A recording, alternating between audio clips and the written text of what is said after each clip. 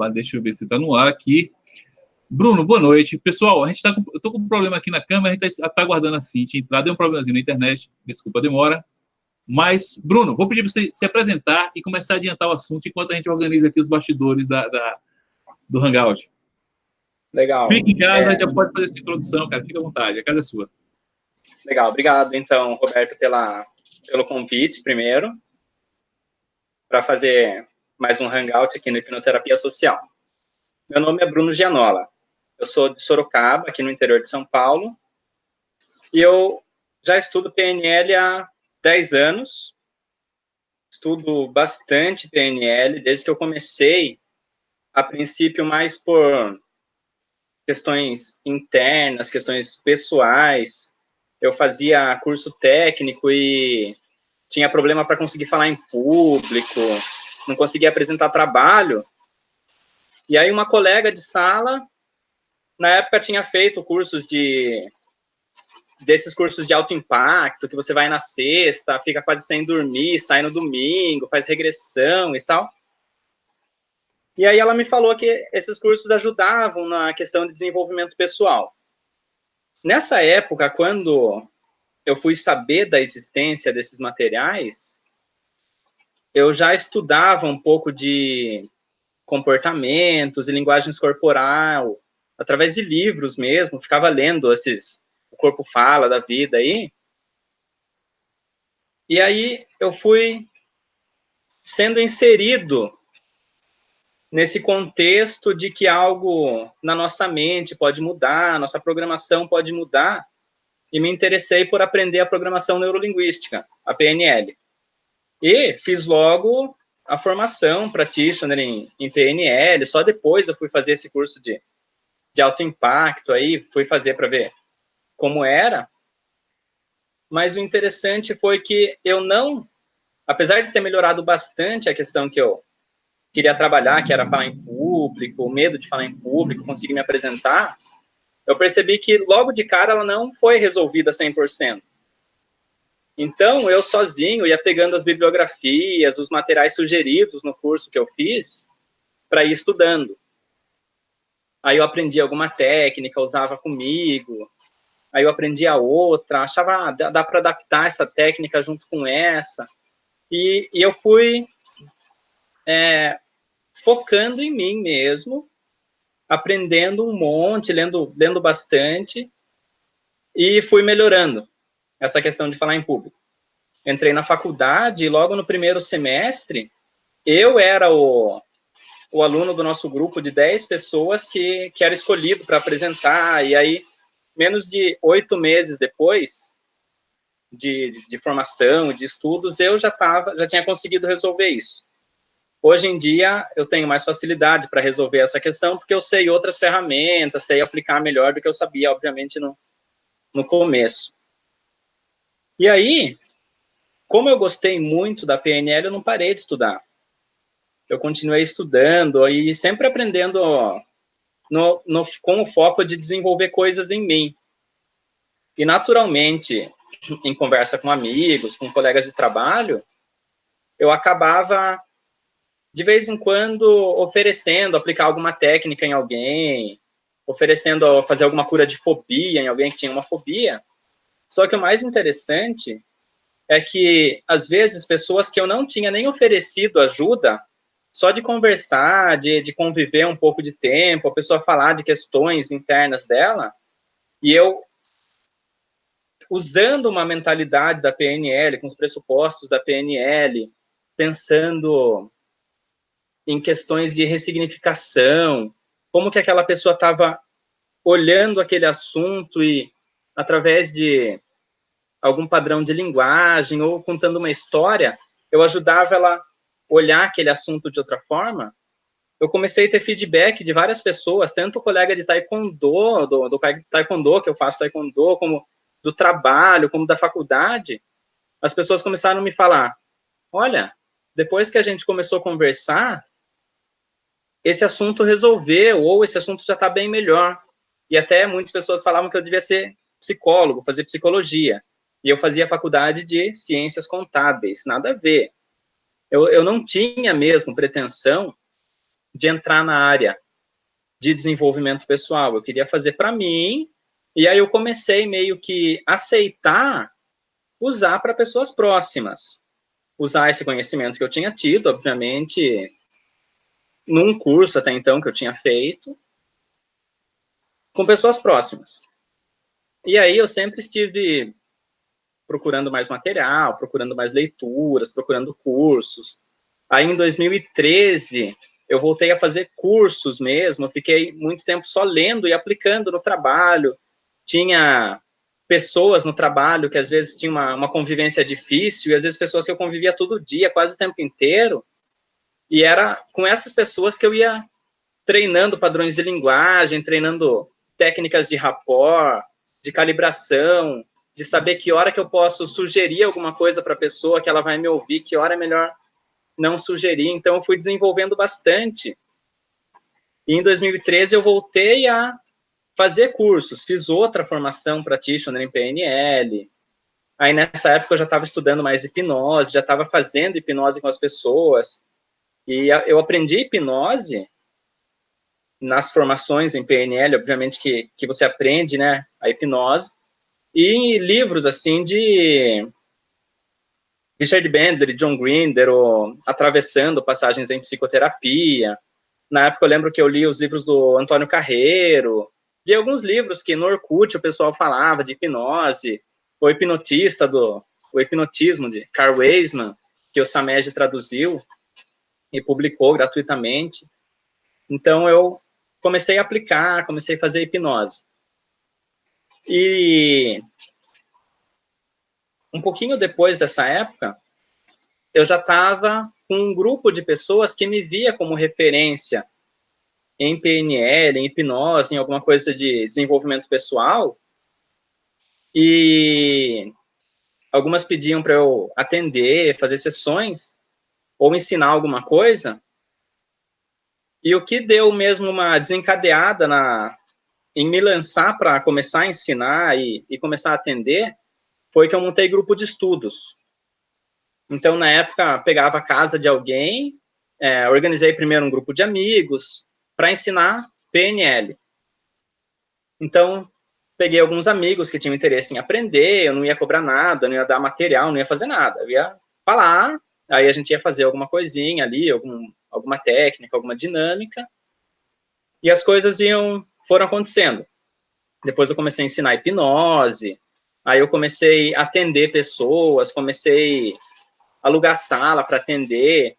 De 2014 em diante, eu fiz várias formações em hipnose ericksoniana, hipnoterapia, hipnose avançada, PNL sistêmica, master em PNL sistêmica, trainer em PNL sistêmica, até que hoje eu estou aqui, eu sou trainer em PNL sistêmica, dou cursos de hipnose, de PNL, e eu faço muitos cursos, inclusive cursos que são à distância. Então, por exemplo, eu fiz quase todos os cursos do Igor Ledorowski, e ele é o cara da hipnose conversacional, que foi um assunto que há uns 5 anos, mais ou menos, me chamou muita atenção.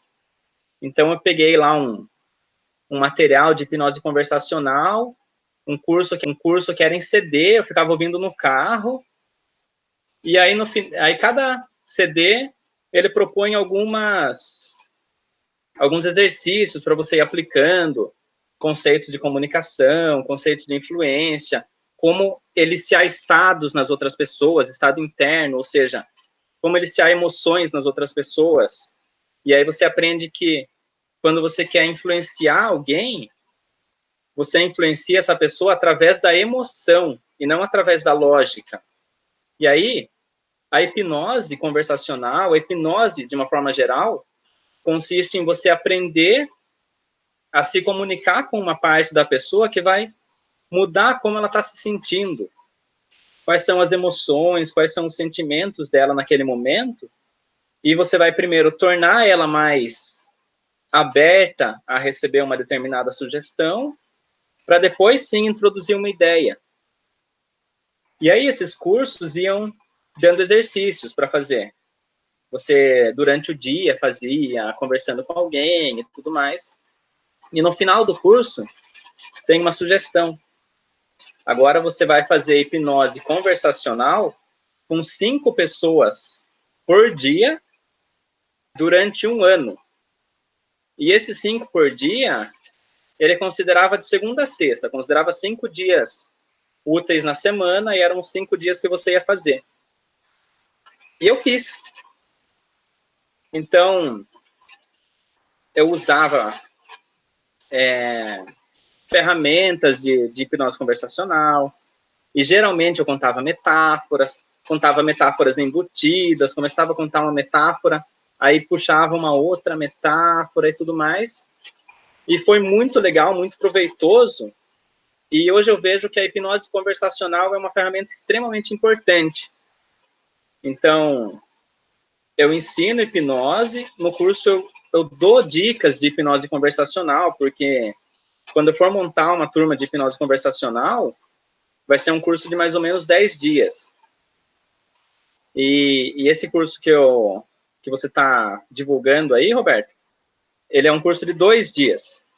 Então, a pessoa vai aprender hipnose e vai aprender um pouquinho, algumas introduções de como começar a usar a hipnose num contexto natural.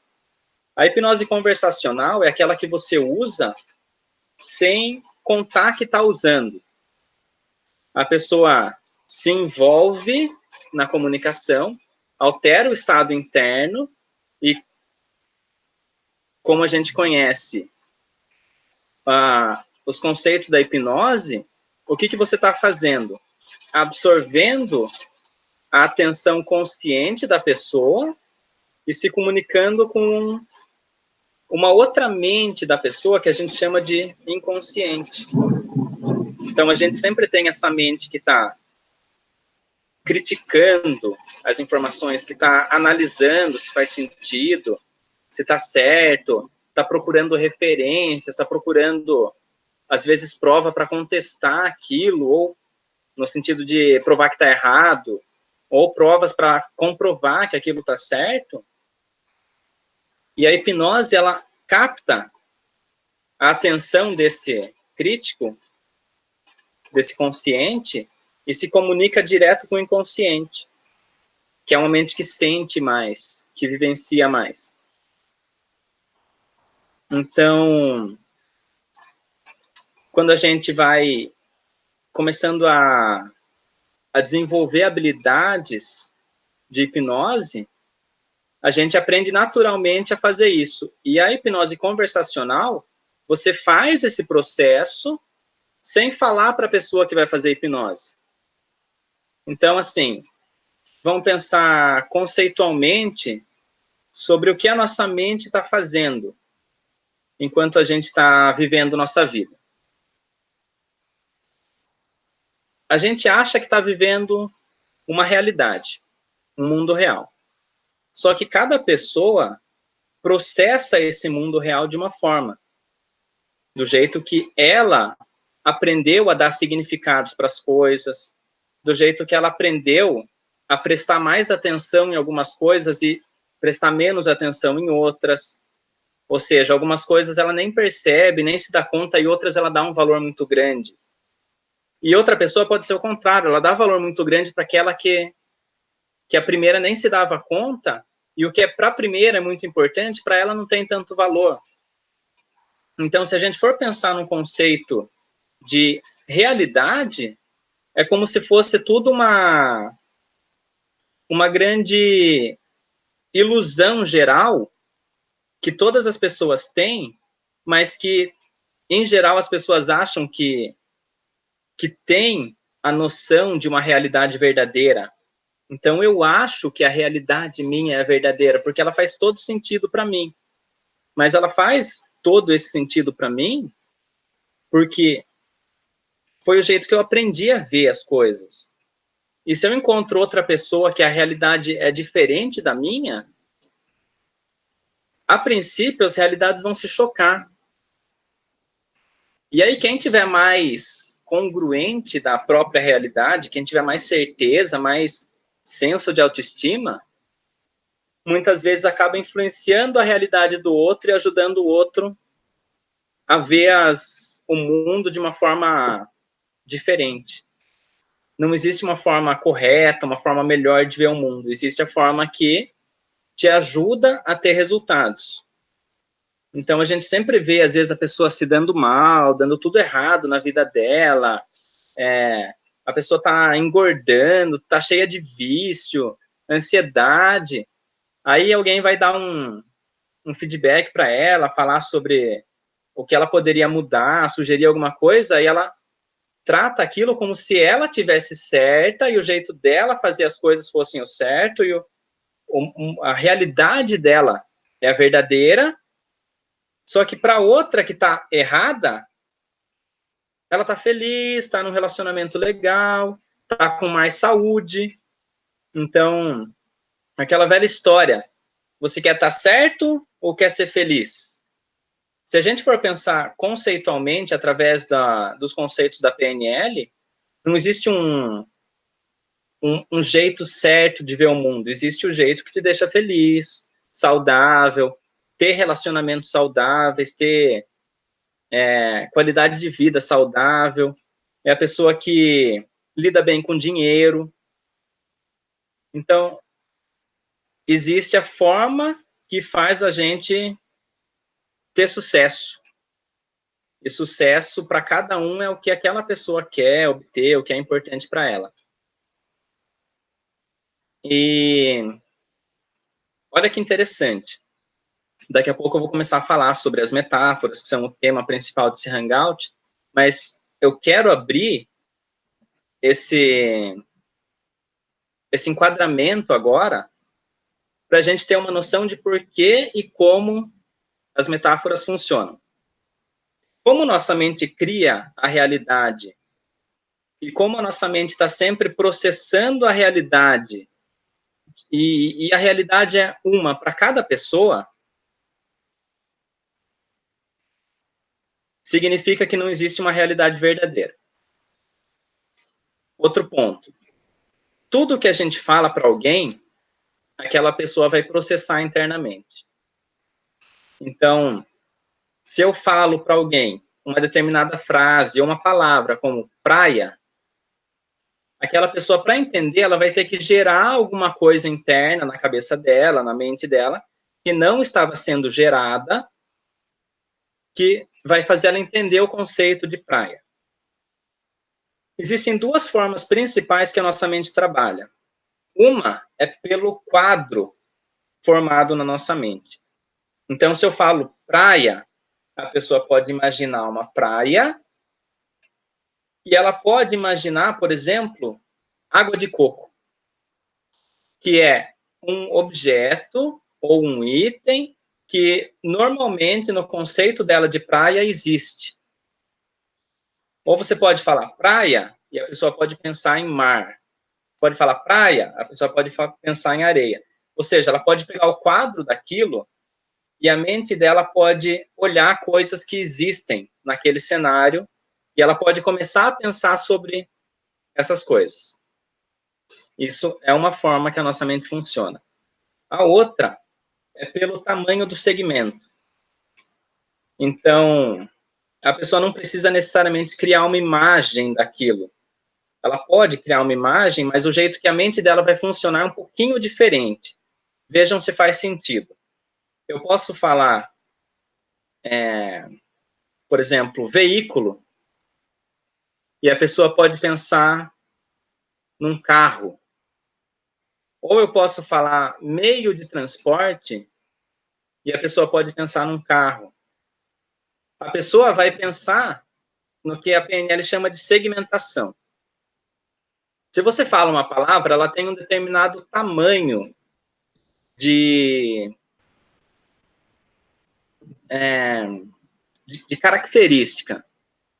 Então, se a gente for analisar o tamanho de uma informação, a palavra meio de transporte é maior do que a palavra carro, por exemplo.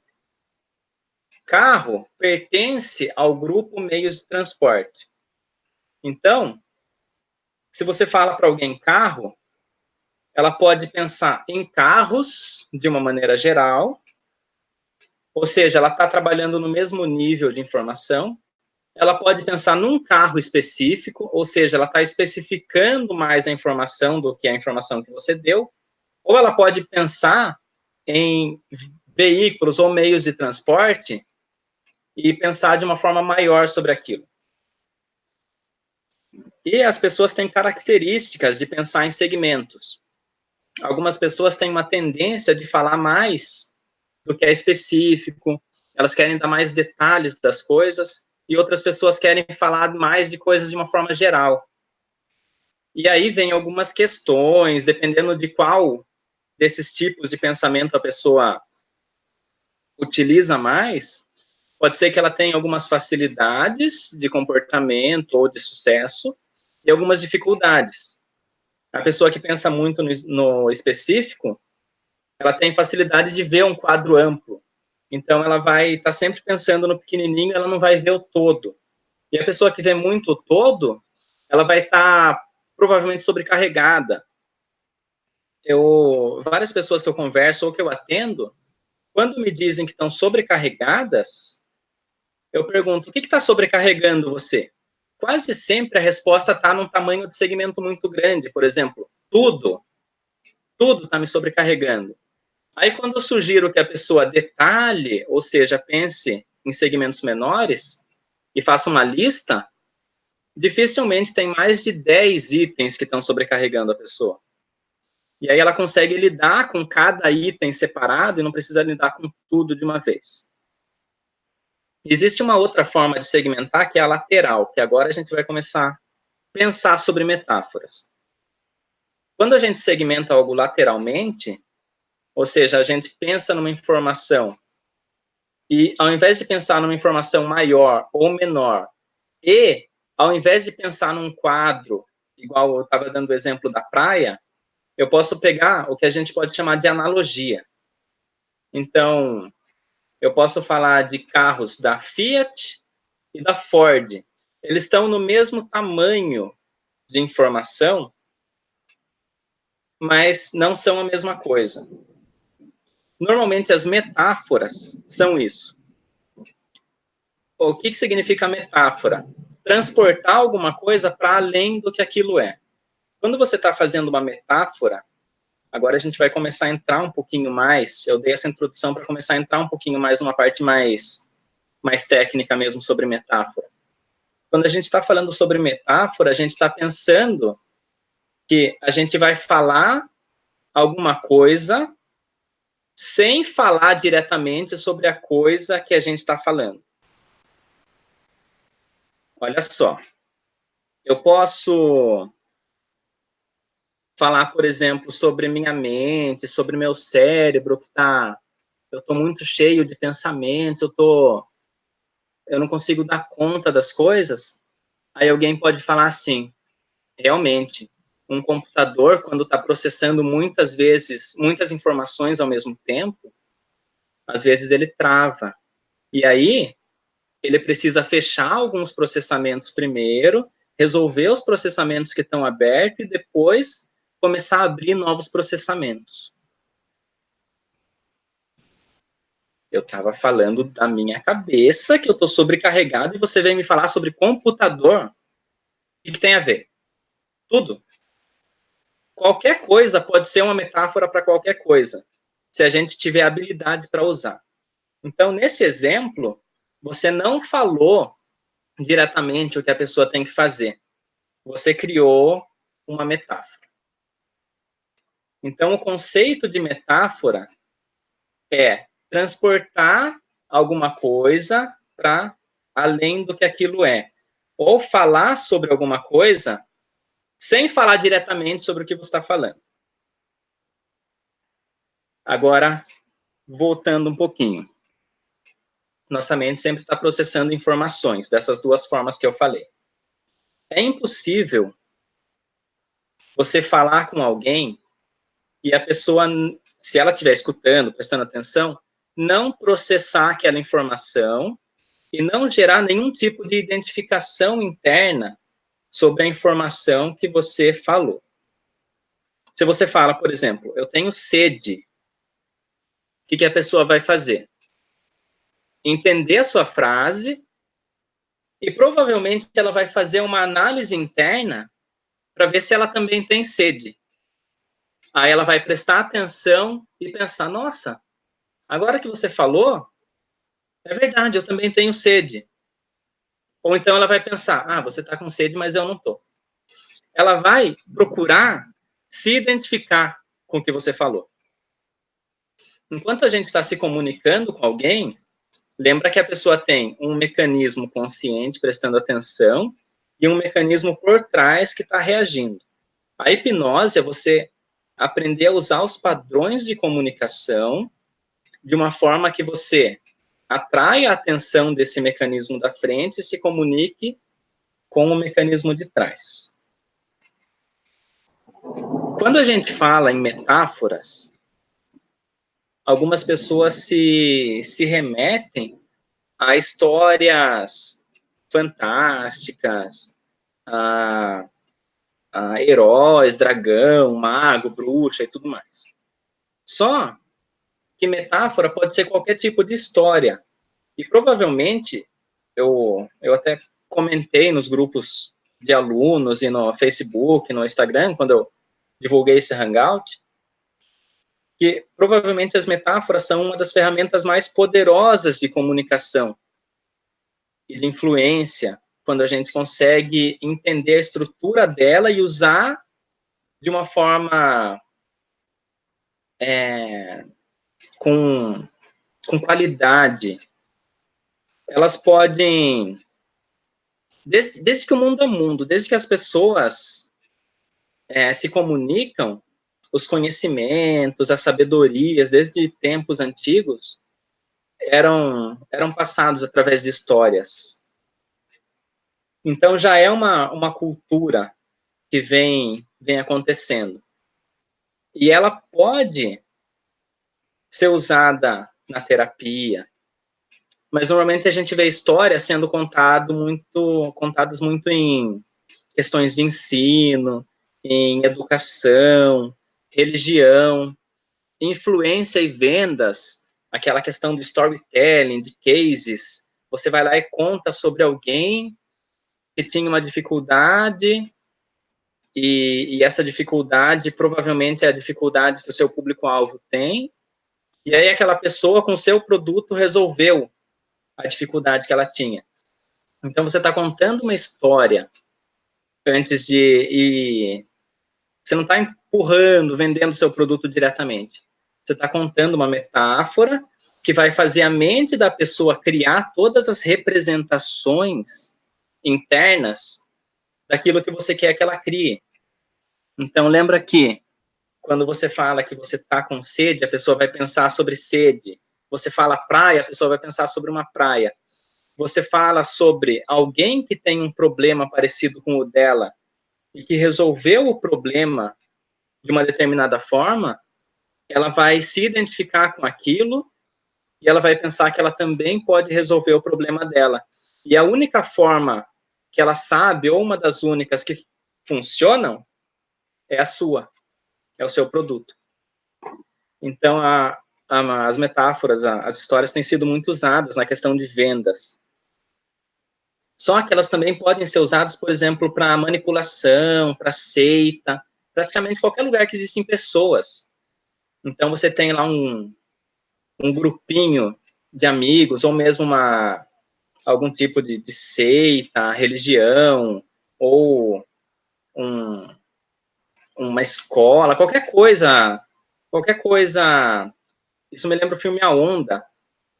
Qualquer tipo de pessoas unidas, e aí você conta uma metáfora que as pessoas desse grupo conseguem ter mais resultados na vida, conseguem ser mais felizes. Você conta sobre algumas pessoas específicas que conseguiram ser mais felizes nesse grupo, ou que tinham um determinado problema e resolveram. Aí as pessoas que estão entrando no grupo, ou que já estão, vão querer ficar. Ou você faz o contrário. Existem duas formas de motivação. A motivação pelo prazer e pela dor. Então, esse que eu falei agora é pelo prazer. Você falar que as pessoas se dão bem quando estão nesse grupo, ou nessa religião, ou nessa seita. E outra, você falar que pessoas que saíram se dão mal. Então, você pode usar metáforas com exemplos e provar que a pessoa deveria ficar lá. Na PNL, quando a gente vai trabalhar com mudanças de crenças, é muito comum a gente usar o que é conhecido como contra-exemplo. Então, a pessoa tem uma crença limitante, por exemplo, ninguém gosta de mim. Se você dá um contra-exemplo, a pessoa vai começar a perceber aquela situação de uma forma diferente. Então, se você ajuda ela a perceber que uma pessoa no mundo gosta dela, automaticamente essa generalização de que ninguém gosta de mim caiu. E quando você conta um caso, conta uma história, você está ajudando a pessoa a ter um exemplo daquilo que você quer provar para ela. Então, se eu quero que você compre meu produto, ou fique no meu grupo, ou seja, continue cliente da minha empresa, e eu falo que determinado cliente foi fiel à empresa e ganhou desconto, e o outro cliente saiu da empresa, foi no concorrente e o carro dele quebrou, ou o produto dele deu problema, você está gerando um exemplo que vai entrar, vai ser processado pela mente da pessoa e vai influenciar aquela pessoa. Só que, olha que interessante.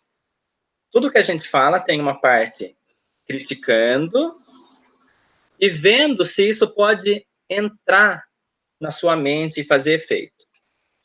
Então, se eu chego e falo assim, olha, você devia continuar sendo cliente da minha empresa por causa de... A hora que você começar a falar, a mente da pessoa vai fazer assim, ele tá querendo me vender mais, tá querendo me prender aqui, tá querendo tal coisa.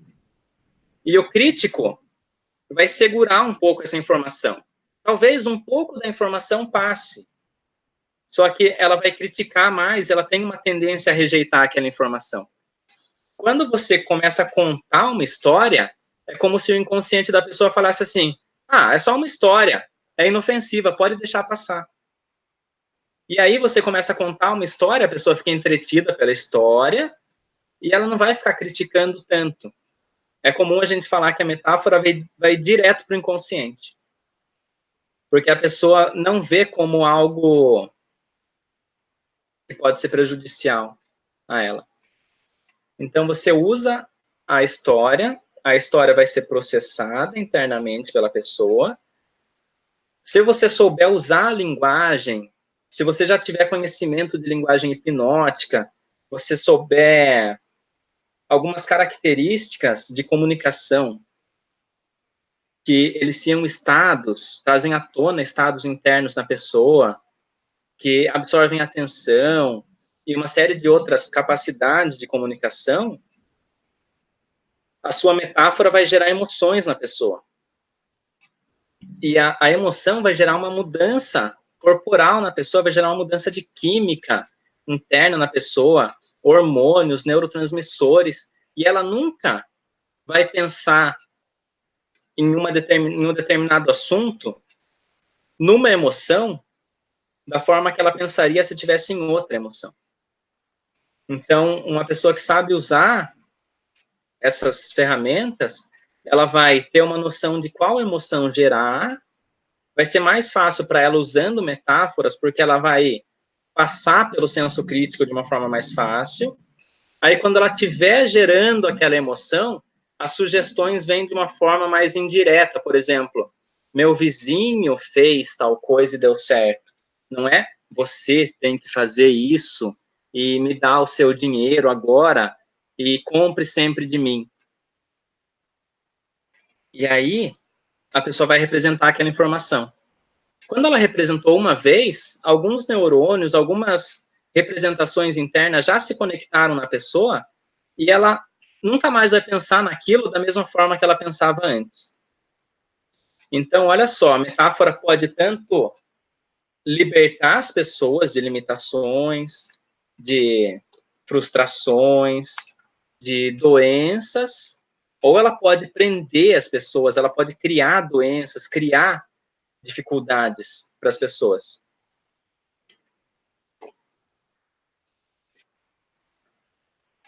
Obviamente, na terapia, a gente está focado em usar a metáfora para ajudar o nosso cliente a resolver problemas, a superar limitações, superar traumas.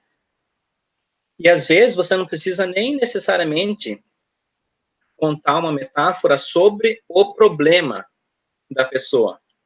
Às vezes, o simples fato de você contar uma metáfora de alguém que tinha um problema parecido com o que a pessoa tem e resolveu, deixa a pessoa mais aberta para o tratamento todo.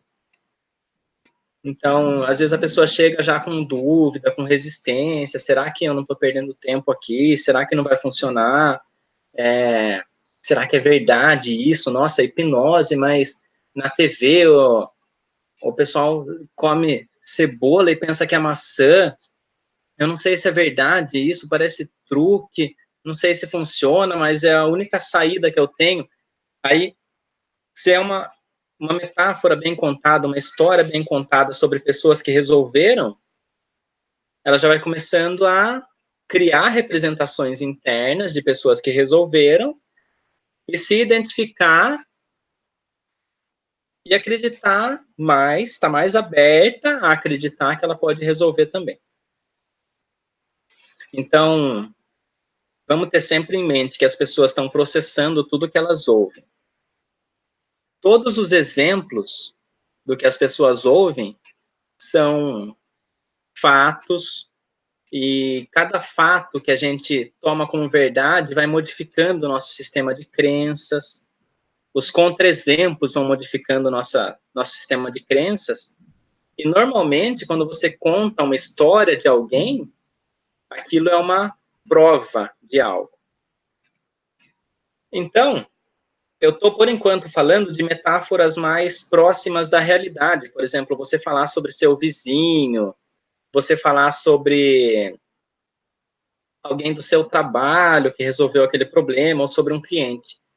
Só que as metáforas também podem, de uma forma mais indireta, ajudar a pessoa a eliciar outras emoções, outras sensações e outras ideias, mesmo que seja de uma forma fantástica. Você pode contar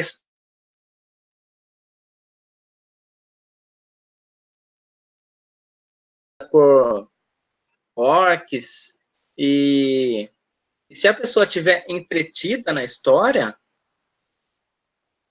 a história vai sendo processada na mente dela, só que como ela vai fazer aquela segmentação lateral, inconscientemente ela vai identificar pontos-chave na história. Então, por exemplo, uma pessoa que tem depressão. Normalmente a pessoa que tem depressão, a depressão é uma situação que a pessoa entende como algo permanente, pessoal e predominante. Ela entende aquilo como se fosse algo que acontece com ela, as coisas que dão errado acontecem com ela, as coisas têm um significado para ela maior do que tem para as outras pessoas, e é permanente, então aquilo nunca vai se resolver. Então, se você conta uma metáfora que tem os dragões lá na floresta, e eles têm alguma situação que também seja pessoal, permanente, predominante, no ponto de vista dos dragões, mesmo que você não fale sobre depressão na história, pode ser que a mente da pessoa faça uma analogia, e quando os dragões resolverem essas questões, ela vai identificar que para ela, de alguma forma, aquilo pode se resolver. Isso não é consciente, e muitas vezes a pessoa nem se dá conta de qual foi o fator que gerou a resolução do problema. O Stephen Paul Adler fala nos cursos, no curso que eu fiz, ele falou, e nos cursos em vídeo ele fala, que muitas vezes no final de um atendimento, um processo de terapia, que às vezes dura até vários meses, normalmente um processo com hipnoterapia é mais rápido, mas pode ser que dure alguns meses, às vezes ele, como terapeuta, achava assim, na hora que eu falei tal frase, foi a hora que eu percebi que mudou mesmo, que resolveu o problema da pessoa. Porque ela fez uma expressão diferente, aí ela fez um comentário, aí no final da sessão, muitas vezes ele pergunta, o que você achou que gerou mais mudança? Aí, às vezes, o cliente fala uma coisa tão insignificativa que ele nem lembrava que ele tinha feito. Então, é possível que você conte uma metáfora e a pessoa nem se dê conta de que ela desestruturou, ela tirou os nós de uma situação que estava acontecendo e tornou aquilo mais fácil de ser resolvido. A questão interessante é que você também não tem como ter certeza se foi esse pedaço da metáfora que gerou uma mudança. O que importa não é o ego do terapeuta de saber qual foi o pedaço da história ou qual foi a história que gerou a mudança, mas sim o resultado para o cliente. Então, existe toda essa questão de identificação. Normalmente, e tem um conceito na PNL que chama posições perceptivas, normalmente a gente está ou em primeira posição, que é acessando o meu próprio ponto de vista, as minhas experiências, as minhas crenças, as minhas emoções, mas a gente também pode transportar a nossa posição perceptiva para uma segunda ou uma terceira posição. Mas eu nem vou falar da terceira agora, eu vou falar da segunda, que é você assumir o ponto de vista de outra pessoa, assumindo as crenças dessa pessoa, as emoções dessa pessoa e o ponto de vista e as aprendizagens dessa pessoa na situação que essa pessoa está. E às vezes, você está lendo um livro ou está assistindo um filme, sem perceber, a sua mente pega alguma característica do personagem da história, que você também tem, e ela coloca você em segunda posição com o personagem. Então, nessa hora, pode ser que o que aconteça com o personagem, você sinta, ou se o personagem aprende alguma coisa, você também aprenda. E muitas vezes, se o personagem resolve um problema parecido com o que você tem, pode ser que você também resolva. E na metáfora, isso também acontece. Então, na metáfora, a gente tem o que a gente conhece como isomorfismo, que é quando você utiliza algumas características que você identifica na pessoa e conta a história com algum personagem com características parecidas. Aí vamos só pensar num conceito assim, só para esclarecer. O terapeuta vai observar o sujeito, né, o cliente que está trabalhando com ele. A gente vai perceber características de personalidade, a gente vai perceber características de temperamento. Quem é da PNL e conhece os metaprogramas vai fazer uma identificação geral de metaprogramas. O terapeuta vai identificar como a pessoa se relaciona com ela mesma, como ela se relaciona com as outras pessoas, como ela se relaciona com familiares ou com pessoas muito próximas. E, normalmente, o jeito que a pessoa se relaciona com pessoas próximas, ela se relaciona com a maioria das pessoas próximas, naquele nível de intimidade, e como ela se relaciona com o mundo de uma forma geral, as pessoas não tão próximas. Então, identificando essas características sobre o sujeito, se você colocar sutilmente essas características no personagem, a pessoa inconscientemente vai se colocar em segunda posição com aquele personagem. Aí as coisas que na história começarem a acontecer com o personagem, a mente dela vai fazer todo esse processo que eu falei de identificação, de... Se fala que o personagem está numa praia, ela vai se imaginar numa praia. Se o personagem está relaxando, ela vai se imaginar relaxando. seu personagem está resolvendo um problema, tendo flexibilidade, está pensando de uma forma que ela não pensava, a mente dela vai como que instalar essas características, essas possibilidades.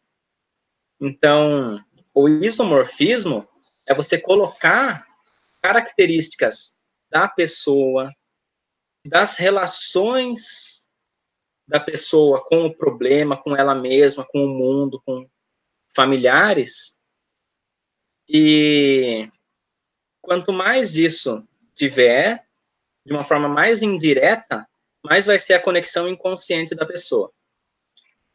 Se ela perceber que você está contando uma metáfora para tentar gerar uma mudança nela, ainda assim, ela vai processar as informações, porque ela tem uma parte consciente, uma parte inconsciente, e as duas estão escutando, só que o crítico vai ter mais tempo para criticar, ele vai ter mais força, porque ele vai estar mais atento às informações que estão entrando, e ele vai deixar passar algumas informações. E aí, naturalmente, quanto mais linguagem hipnótica você tiver conhecimento, quanto mais você souber criar um ambiente de curiosidade, de gerar expectativa na pessoa, mais você vai estar tirando ela do senso crítico. Quando a pessoa, por exemplo, está curiosa ou esperando para saber o que vai acontecer, o crítico dela está focado em outras coisas e as informações passam de uma forma mais fácil, de uma forma mais natural para o inconsciente. Então, é importante que a metáfora não seja óbvia, parecendo uma lição de moral. Porque aí, o crítico vai filtrar mais. E tem uma outra característica importante. Normalmente, quando as pessoas acreditam que já aprenderam tudo sobre um assunto, a mente dela para de processar aquele assunto. Quando o assunto está meio inacabado, a mente da pessoa vai ficar ciclando, processando aquele assunto. E por isso a gente não conta a moral da história. Quando você conta uma história, você não explica, então, isso quer dizer que... Porque aí você está dando para a pessoa o significado que ela vai ter que entender. Ela vai falar, tá bom, então eu já entendi. Se ela ficar se perguntando, nossa, o que será que aquilo significava, né? Por que será que o cachorrinho da história falou daquele jeito antes de fazer aquele comportamento? E a pessoa vai ciclando aquilo e o inconsciente dela vai repetindo. E cada vez que a nossa mente repete um processo, ela fica melhor naquele processo. Então, você vai contar uma história, a pessoa vai entrar em emoções, vai mudar de foco de atenção, vai pensar em coisas que ela nunca tinha pensado, vai acreditar em coisas que ela não acreditava, e ela vai ficar fazendo isso várias vezes, porque você não contou a moral da história, e a história vai ficar ali, fazendo efeito nela por um tempo. Pode ser que ela sonhe com a história, ela fique processando a história. Então, é uma ferramenta que é muito versátil. Você pode, por exemplo, pegar alguma técnica que você já conhece de hipnoterapia ou de PNL e colocar dentro da metáfora. Uma coisa legal, por exemplo, é ajudar a pessoa a sair de um estado emocional e entrar num outro. Se as pessoas, às vezes, têm uma certa limitação, porque elas entram num determinado estado emocional, e naquele estado emocional ela fica limitada, seria muito bom se a gente conseguisse ensinar essa pessoa a entrar em outro estado emocional. Só que a hora que ela está nesse estado emocional, ela tem dificuldade para entrar nesse. Aí, se você coloca um personagem numa história, que às vezes entra nesse estado emocional, aí faz uma transição e depois chega nesse estado emocional, o inconsciente da pessoa vai fazer essa mesma transição.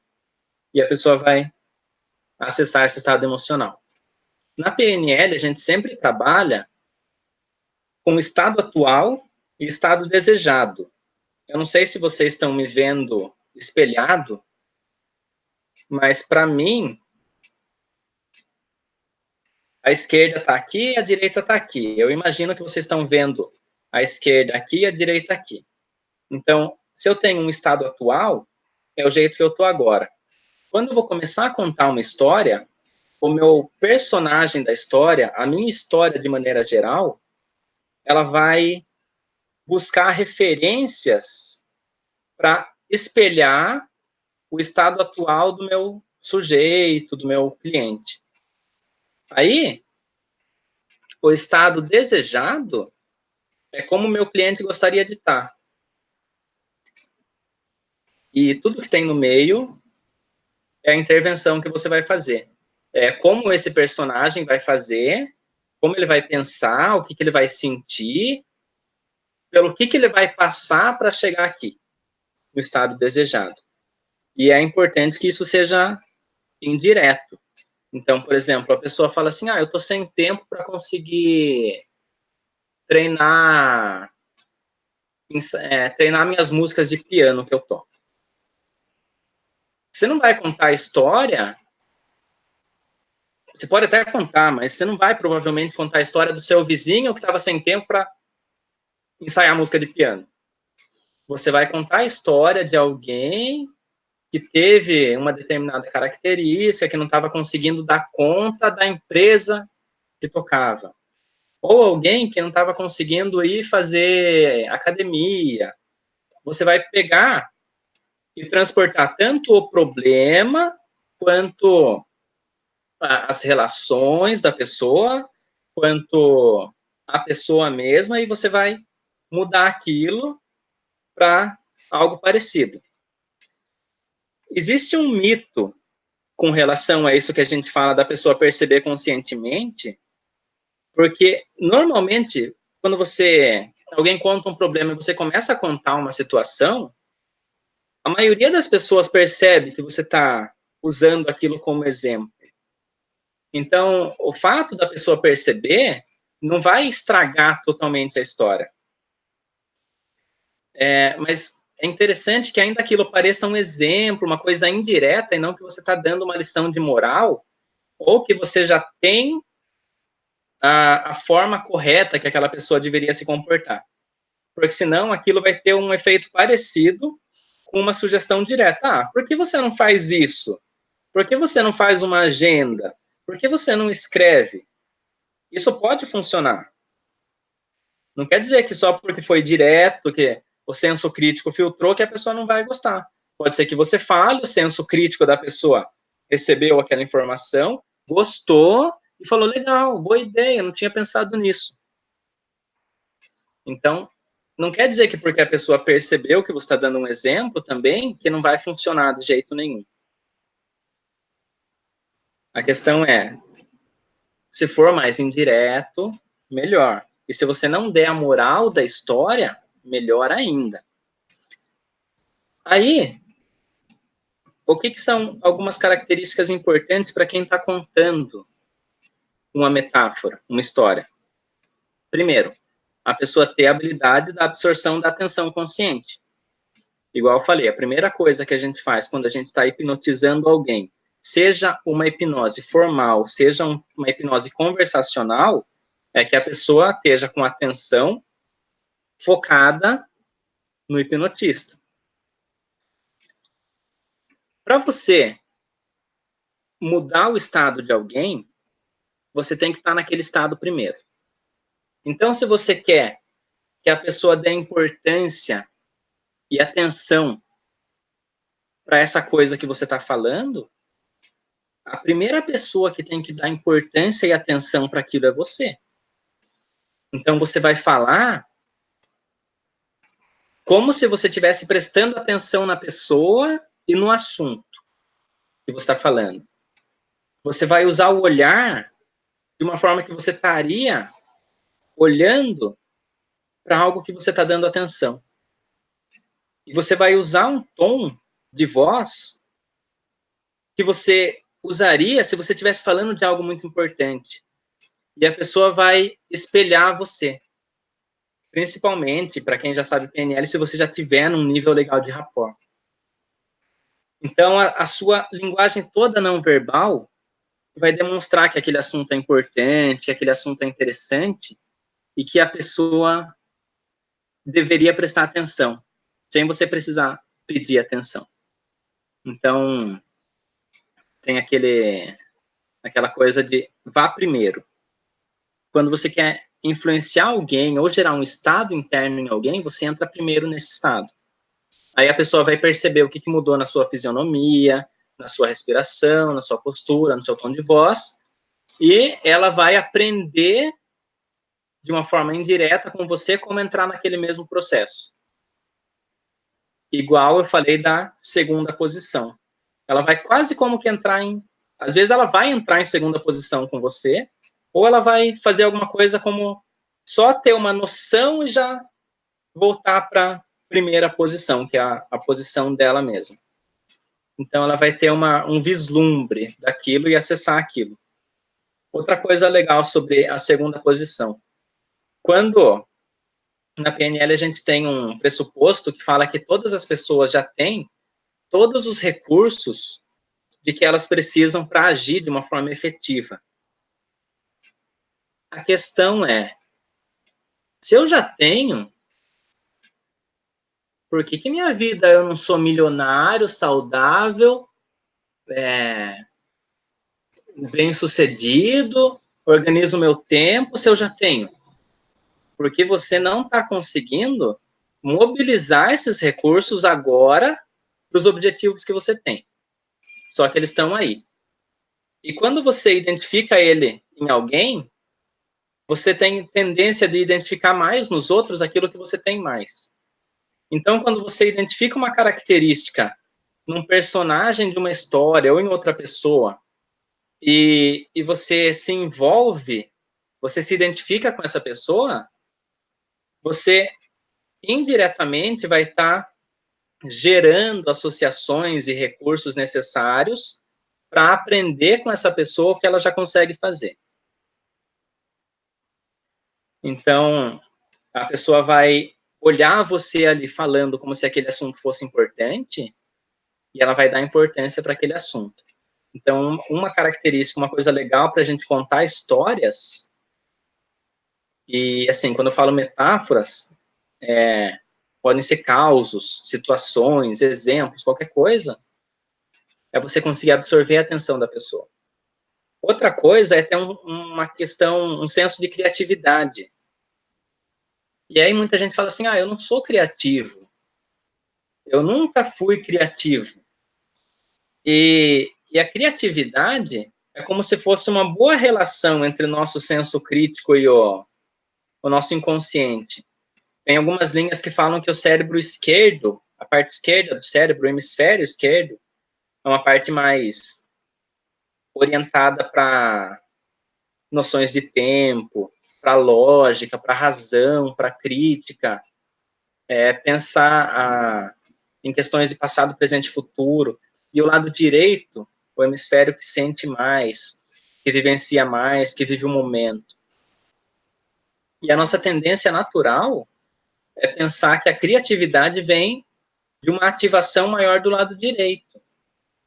Só que se fosse isso, um engenheiro, um arquiteto que tem que fazer uma obra que tem lógica, não ia conseguir ser criativo.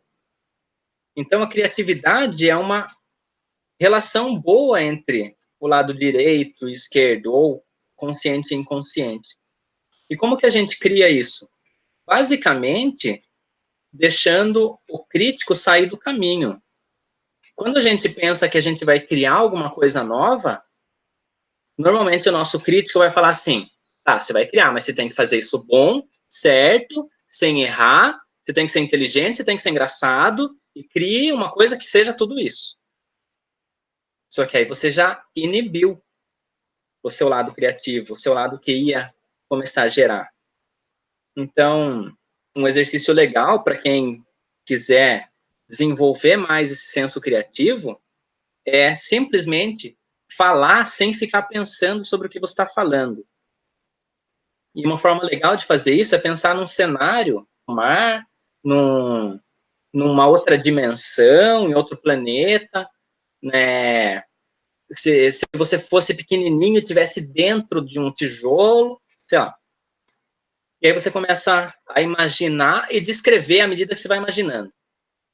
Então você pensa num cenário, aí você descreve, aí você, com base nesse cenário, você já se desloca pelo cenário, a paisagem vai se completando, e você vai falando.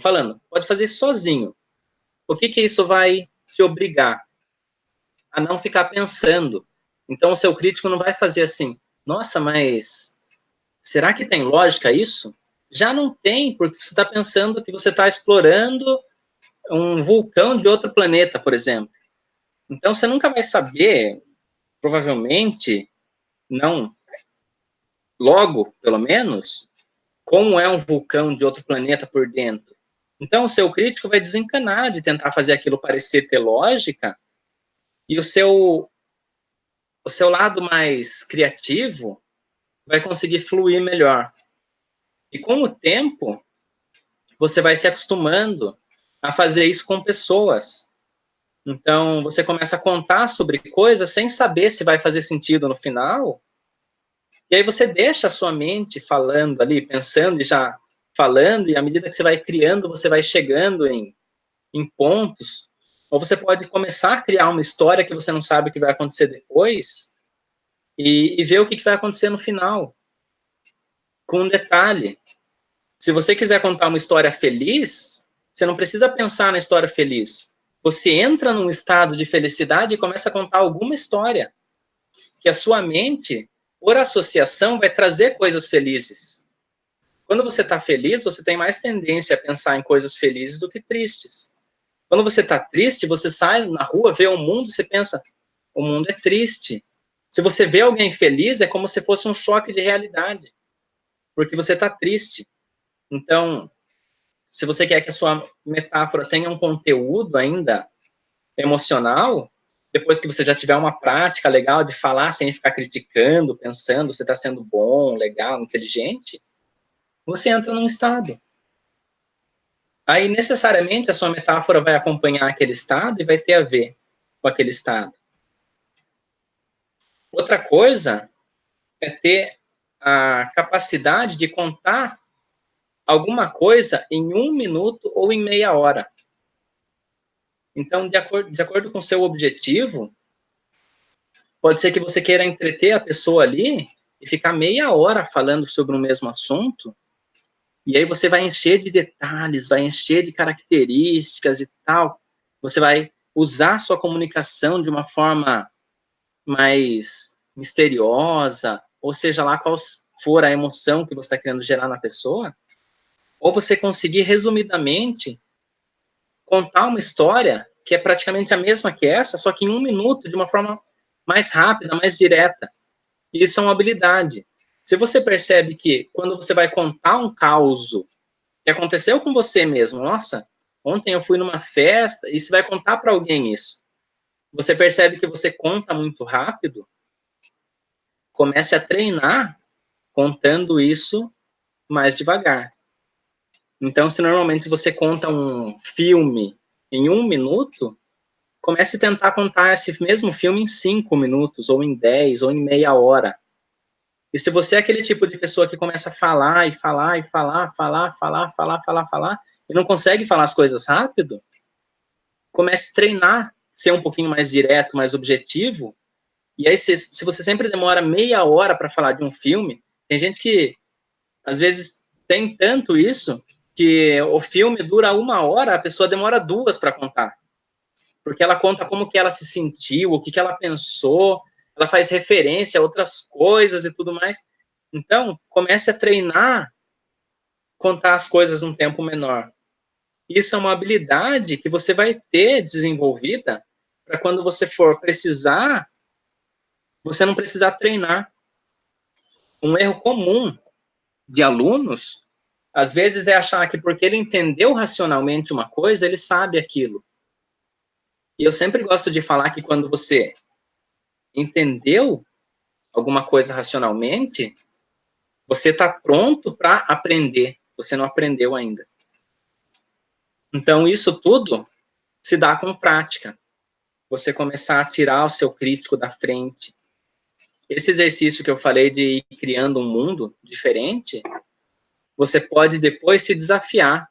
Por exemplo, eu estou pensando aqui numa curva ali que vai dar para uma plataforma suspensa.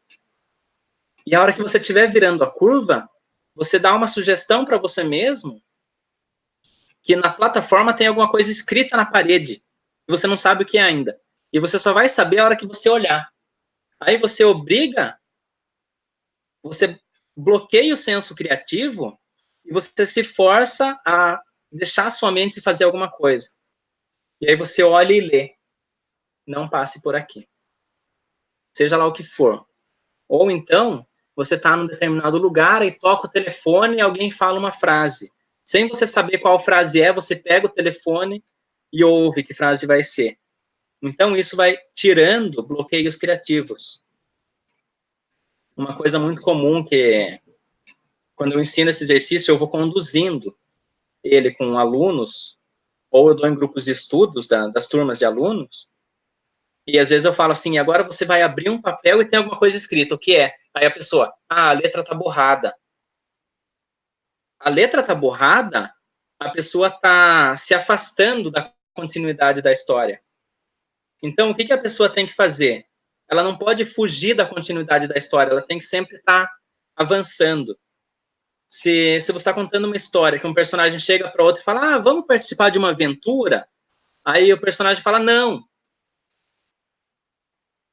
A menos que vá acontecer alguma coisa motivada por esse não, você está fugindo, a princípio, do que poderia estar acontecendo na história.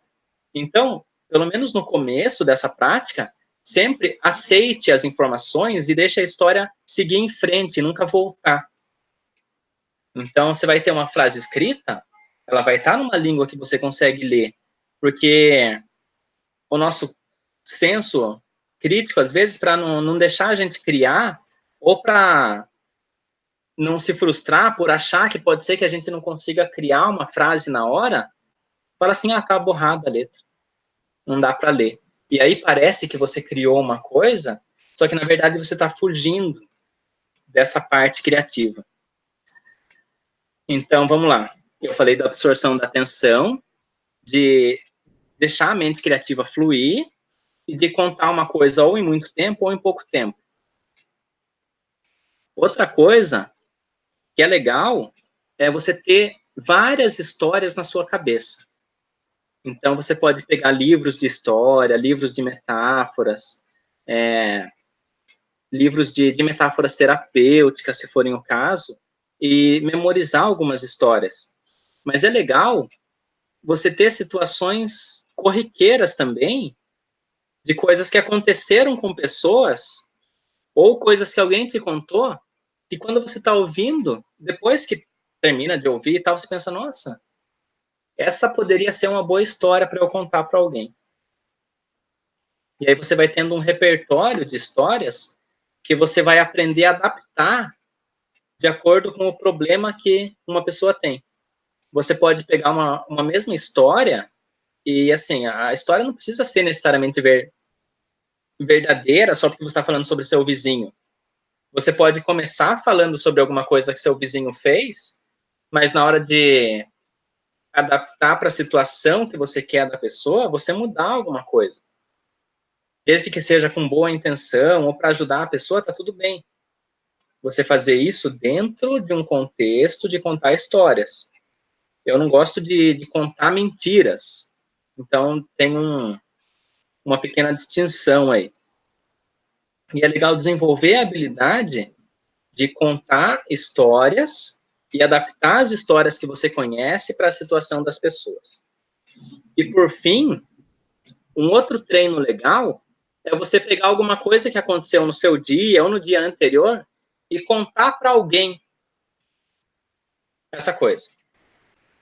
Então, hoje, eu fui almoçar e a gente foi muitas pessoas almoçar porque era aniversário de uma colega de trabalho, e no primeiro restaurante que a gente foi não tinha mesa. Aí a gente foi em outro. Isso é o fato. Isso aconteceu. Aí, eu posso chegar para alguém e começar a contar sobre esse fato de uma forma que absorva a atenção da pessoa, que ela crie expectativa para saber o que aconteceu. Então, nessa hora, eu posso falar o que alguém falou e o que outra pessoa respondeu e que cara a pessoa fez. Aí, a pessoa vai identificando emoções familiares na história e ela vai se colocando no lugar de alguém ali e sentindo emoções também.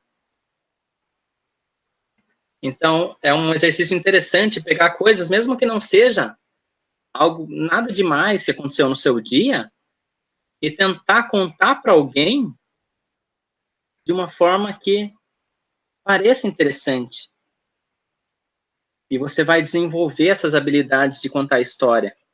E à medida que você vai olhando para a pessoa que está ouvindo a história, você sabe se você pode demorar mais para falar a próxima frase e criar uma situação mais de suspense. Ou se você vê que a pessoa já está perdendo o interesse, o que você faz para conseguir voltar o interesse da pessoa? Porque nem sempre ficar falando muito faz a pessoa ficar interessada em você. Normalmente é o contrário. Então, às vezes, algumas pessoas estão inseguras ou com medo de que outra pessoa perca o interesse no que ela está falando, e ela começa a falar muito rápido, e aí mais ainda que perde o interesse, porque parece que ela está tentando segurar a atenção da pessoa. E na hipnose conversacional, é praticamente o contrário. Você toma um tempo para falar. Não muito tempo, não demorar, mas você toma um tempo, você muda seu tom de voz, você muda sua expressão facial. Se você for contar de um personagem que fez uma expressão, você faz uma expressão parecida, você muda um pouco sua voz para que aquilo, a pessoa vá criando todo o contexto na cabeça dela. Aí ela vai vivendo aquela história, e se alguém aprendeu alguma coisa naquela história, ela vai aprender também. Normalmente a estrutura de uma história, e depois disso eu vou fechar aqui a minha falinha, que eu comecei a falar, eu tô há 1h15 falando. A estrutura natural de uma história é começar com alguma coisa de rotina, alguma coisa normal do mundo, alguma coisa comum. Aí, em determinado momento, alguma coisa quebra a rotina, ou seja, acontece alguma coisa que não acontece normalmente no mundo.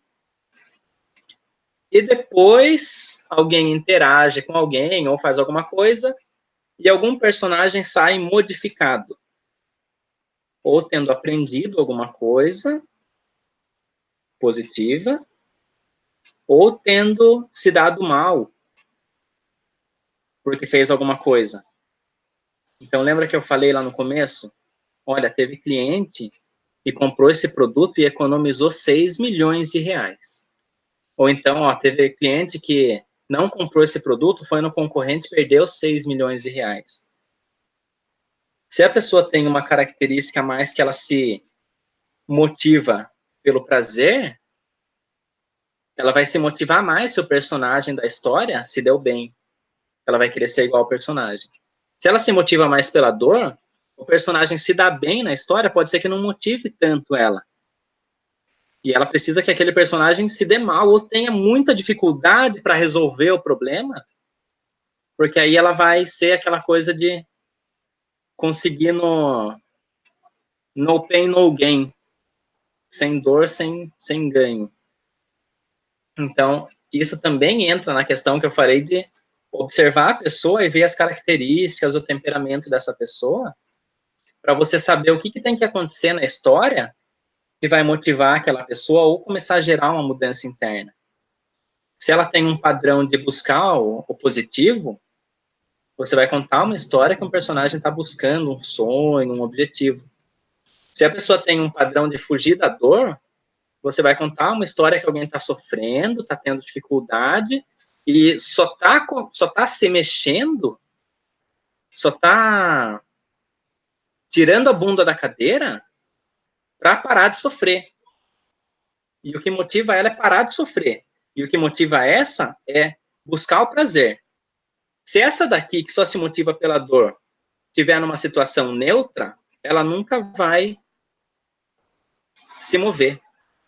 Porque ela não se motiva por buscar o prazer. Ela se motiva para evitar a dor. Só que quando ela começar a ver que essa situação vai gerar dor para ela, vai gerar dor, aí ela vai se motivar para evitar a dor, para prevenir a dor. Então, é uma estrutura rápida de se pensar. Se eu penso assim, hoje eu fui escovar os dentes, escovei os dentes, fui trabalhar e voltei. Isso não é caracterizado uma metáfora. Porque ela até tem começo, meio e fim, mas não tem nada que interrompeu o padrão. Aí se eu falo assim, hoje eu acordei, escovei os dentes, fui trabalhar, e a hora que eu estava no trânsito, parou uma moto do meu lado, eu estava com o vidro fechado, o motoqueiro bateu no vidro, a hora que eu abri, ele falou, escute só, preste atenção no que eu vou te falar agora. Aí eu começo, a partir daí, contar uma história, ou seja, eu comecei uma coisa padrão, normal, aí alguma coisa quebrou o padrão. Não é comum um motoqueiro bater no seu vidro e falar que vai te falar alguma coisa, pelo menos aqui em Sorocaba não é tão comum isso. E aí depois o motoqueiro me ensina o segredo de conseguir um determinado objetivo que eu quero muito. Aí ao invés de ir trabalhar, eu e ele pegamos uma outra estrada e a gente vai atrás de algum objetivo. E aí depois eu volto para casa. Então, começou uma história, alguma coisa interrompeu um padrão, aí aconteceram fatos, e no final, putz, perdi um dia de trabalho, perdi dinheiro, fui mandado embora e não tive meu objetivo conquistado. Ou então, alguma coisa quebrou o padrão, aí eu fui, fiz um monte de coisa, aí eu consegui um objetivo que eu queria muito, porque aquilo lá deu certo. Eu posso ter alguns desfechos, eu não preciso que a história tenha um final feliz. Depende da característica da pessoa que está ouvindo. E para a pessoa que busca fugir do negativo,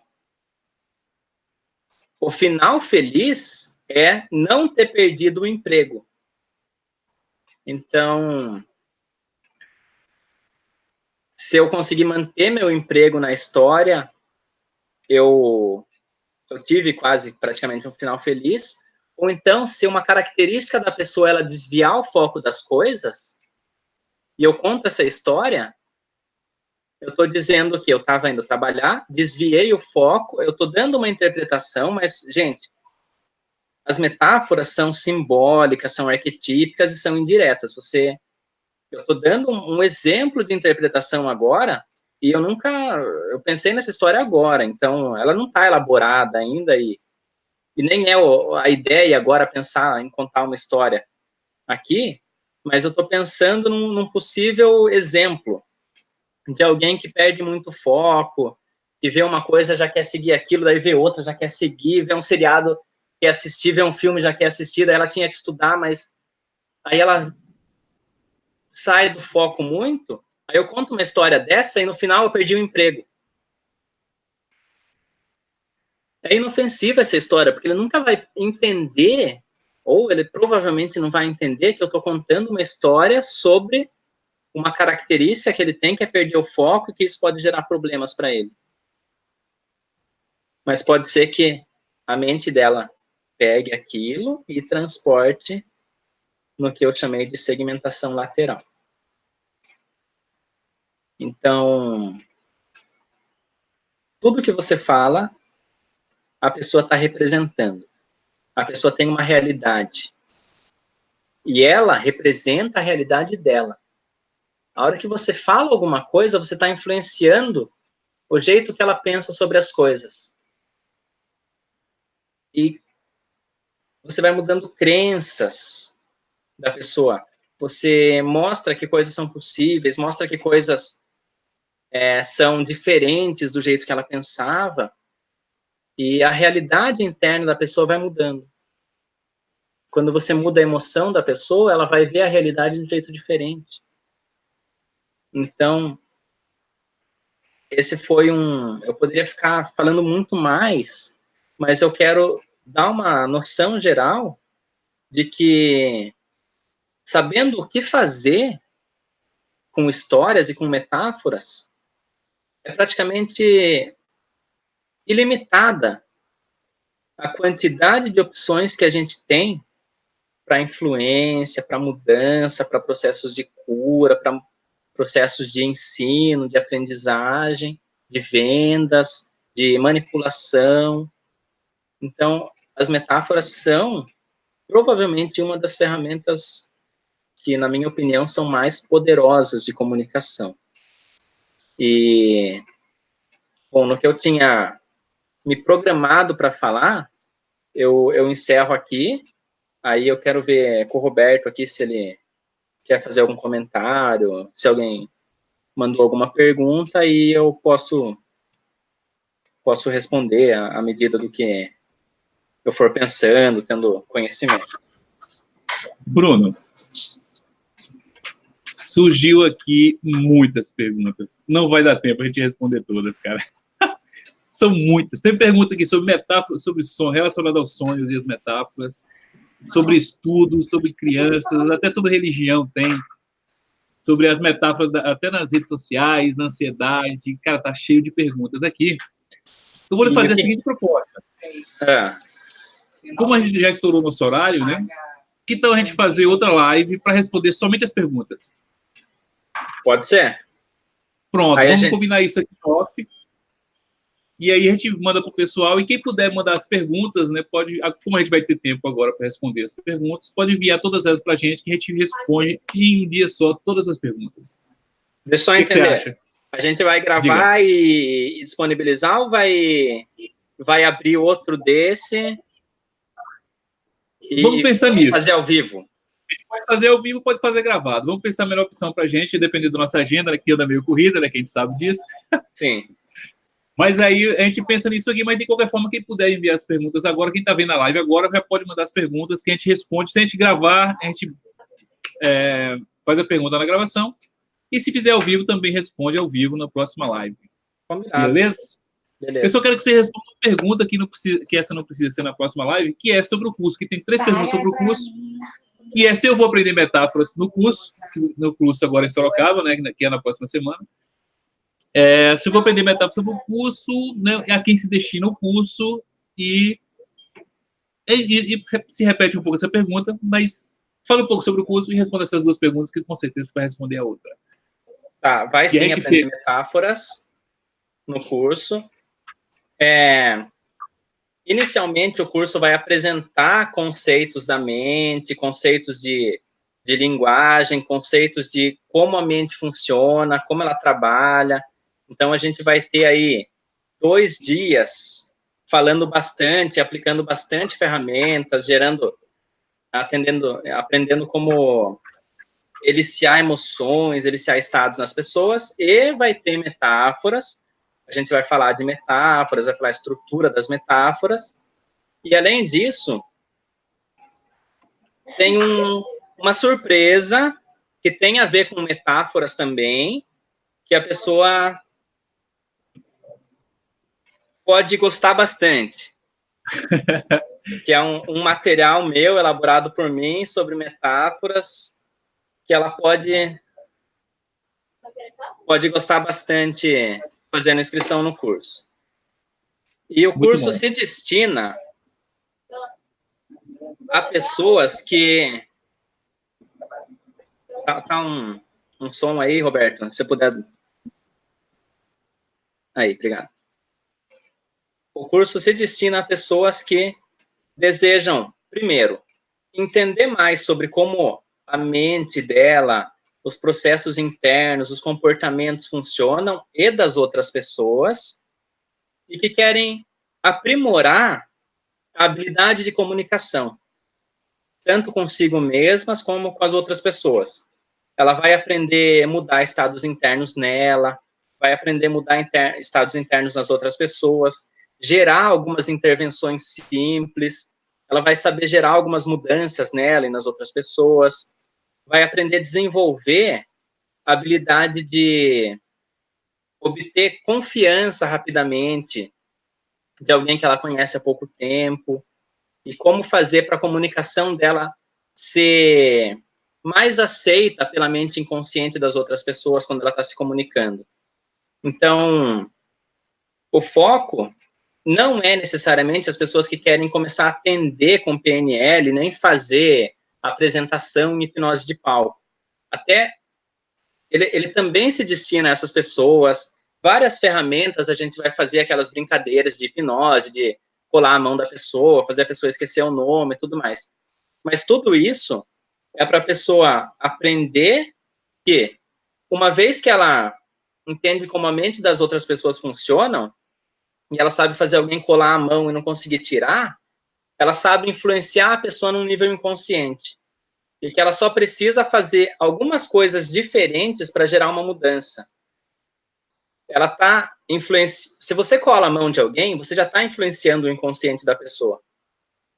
Você já sabe como influenciar o inconsciente da pessoa. Para você gerar uma mudança ou uma influência de algum outro tipo, é uma estrutura parecida, só que você vai falar coisas diferentes.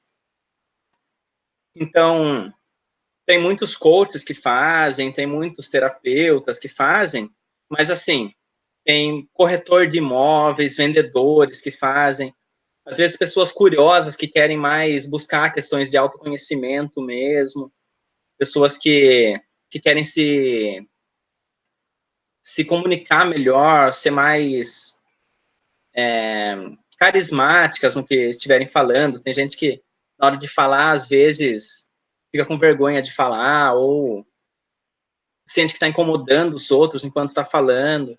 Então, a gente tem bastante gente que tem algumas questões assim e que procuram o curso. Ele é focado em quem quer desenvolver habilidades de comunicação internas e externas e aprender ferramentas de autoconhecimento, como a mente funciona, e conseguir gerar algumas mudanças no funcionamento da mente para melhorar resultados, melhorar questões de saúde, aprender a conseguir mais coisas que ela não vem conseguindo no decorrer da vida dela.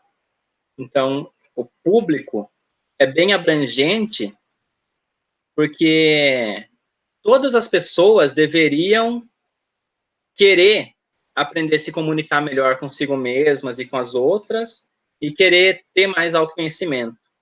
Então, o público é esse: comunicação, autoconhecimento, influência. Ou seja, o público é todo mundo. Basicamente, sim. Só não é, isso devia só não é destinado, escola, né? devia. Eu tenho um amigo que fala assim, esse curso não é destinado às pessoas que já sabem tudo, que já sabem a forma correta de agir em todas as situações, que já conseguem tudo o que querem na vida, que já são perfeitas. Então, só não é destinado para esse tipo de pessoa. Pessoas, né? Não tem nada a ver com autoajuda, coisa holística. Perfeito. Brunão, vamos fechar por aqui. Cara, Beleza. Obrigado mais uma vez pela participação. E vamos fazer isso, hein? Tá me devendo agora a resposta de todas essas perguntas que estão por aqui. Tá, beleza? eu não sabia porque você falou um bocadinho, né? E aí o que acontece? O pessoal ficou mandando aqui, acumulou e vai dar. Eu sei que vai demorar um pouquinho para responder essas perguntas, para não ficar muito longo hoje. A gente grava outro, fica até melhor para quem, né, para quem tem um tempo mais corrido, assistir os 2 pedacinhos fica melhor. Combinado. Beleza? Fechou. Boa noite, cara, obrigado a todos. Fala aí. Pode falar. Então, eu quero agradecer primeiro o convite de novo e ao pessoal que acompanhou, que assistiu, e me colocar à disposição, quem quiser me adicionar no Facebook, é Bruno Gianola meu nome, e a gente vai se falando aí. Obrigado a todos e parabéns pela paciência aí que vocês tiveram. Espero que tenha sido útil, que tenha dado para ter noções, ter insights de formas de pensar sobre a mente, a influência humana, a comunicação humana de uma forma geral. Perfeito, cara. Eu agradeço a todos também, obrigado pela participação e nos vemos no próximo Hangout. Boa noite a todos. Até mais.